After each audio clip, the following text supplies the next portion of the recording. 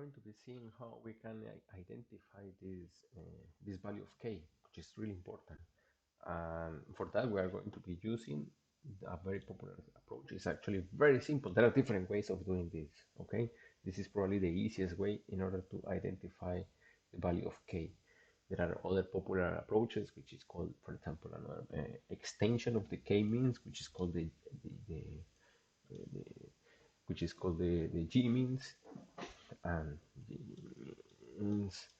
And but I'm not going to be talking about that. I'm just going to be focusing on this one because it's quite easy to understand and also quite easy to implement if you want to implement that. Okay, let's say that we have uh, this figure, this example, and then basically what we're going to be doing is that we try to compute the value, which is going to be the distance, the total distance from the points to the center. Okay, we're going to be computing that cumulative distance value. Okay, and then we get the value for one. We get one distance.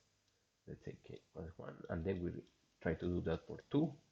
We get the two distance two, three, and so on and so forth. Okay, we get those distances, and then we are going to be deciding which one is the best one.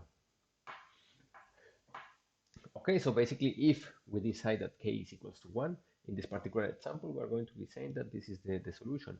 This is basically what this number, how can we compute this number? All we have to do is to compute it. This is going to be the center of the cluster, and basically, well, okay, in this case, we only have one cluster, and basically, all the distances, this is going to be, this is what we're going to be, what we're going to compute in order to get this value is going to take this, the distance from this point to the center, plus, let's call this d1, 1, d1, 2, and so on and so forth, d1, 3, and so on and so forth. Okay, so basically this is what we're going to be seeing is d1, 1 plus d1, 2 plus d1, 3.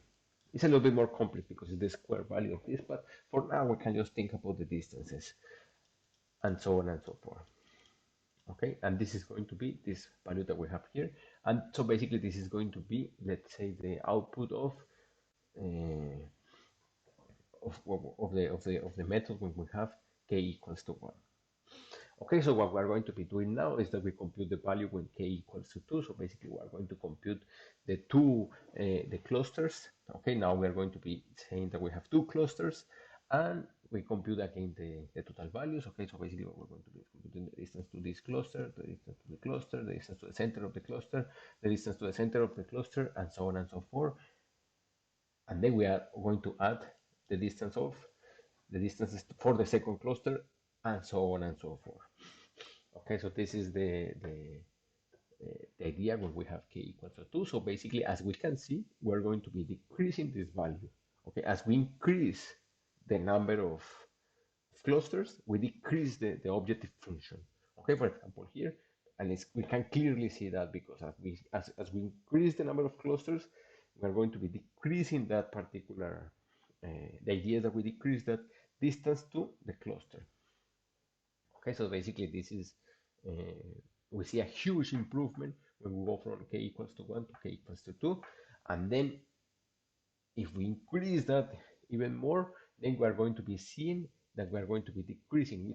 Always, if we get the optimal solution, we must be always decreasing this value. Okay, because always the idea is that we are always going to have better solution. Well, the points are going, the samples are always going to be closer to the center.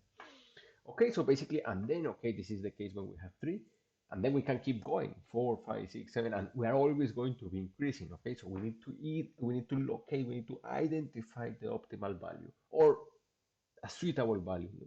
Let's don't call this optimal. Let's call a suitable value. Okay, so that's why we call this the elbow method, because it looks like, because it has this shape, and the idea is to locate this point that when we see a massive improvement and when we are not going to be seeing a huge improvement. Okay, so unfortunately this is something that we have to do manually. So we have to look at the, for example, we visualize this and then we manually locate the point. So the elbow method could be somewhere here or here could be as well. Okay, it's when we at the beginning we see an important improvement, but then we are not going to be seeing a quite huge a quite huge improvement here. Okay, so this is the idea. For example, this could be a good value for this for K using this approach.